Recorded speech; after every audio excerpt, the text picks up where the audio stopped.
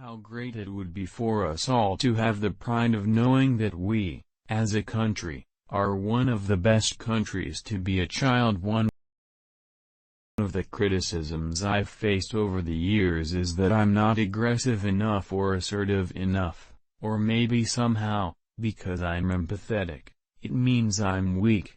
I totally rebel against that.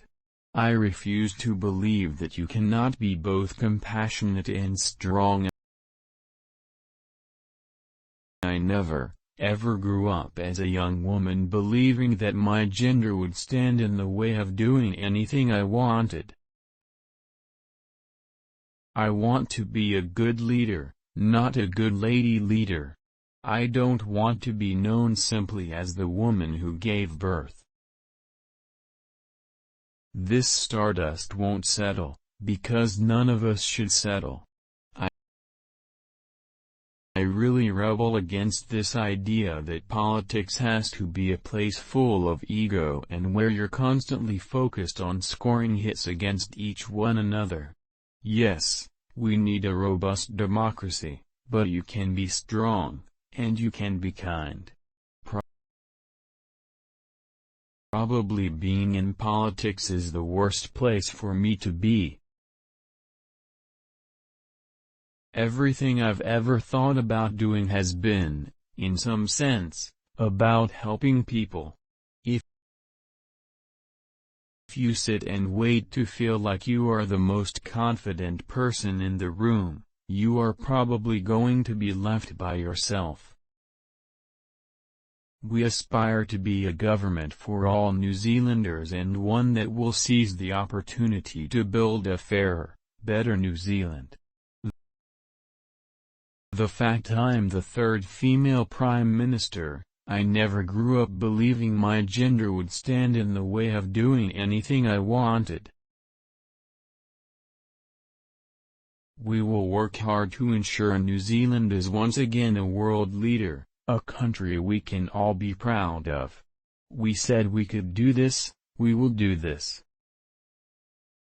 There's probably a tendency to view power to be either based on size or the size and power of your economy.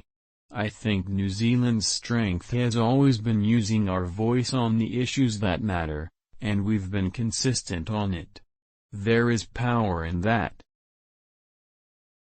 Never feel like you have to tick all of the boxes on everything to be able to feel like you can do a job.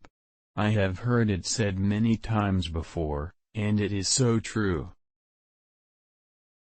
I have a collection of ukuleles.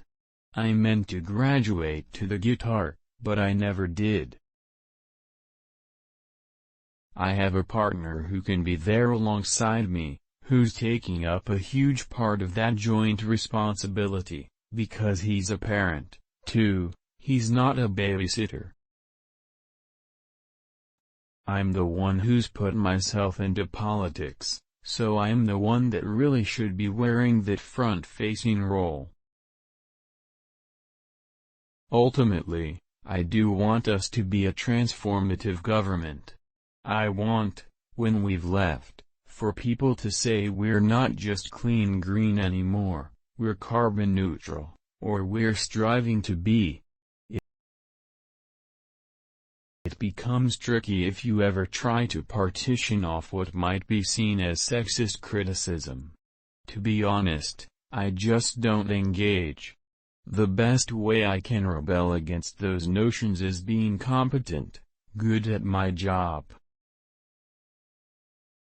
The wonderful police officers who spend time with me I don't think appreciate that, but I do still drive. I do still cook. Not often, but just last week, I really felt like making one of my mom's old recipes, so I did. I do still go to our local department store to buy things like maternity jeans that no one else can really do for me. I'd say it was always in me, it's just what's required of you is very different in the moment that you become leader.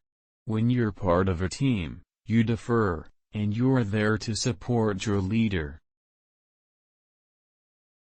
We're looking to ways to build on the responsibility we have on climate change and the way that we approach, potentially, climate change refuges in the future amongst our neighbors. I worked as long in a fish and chip shop as I did in Parliament. I've had particular experiences in politics, but they're not my only ones, and they're not the ones that defined me. Taking on a leadership role doesn't mean that you only have to be personally ambitious.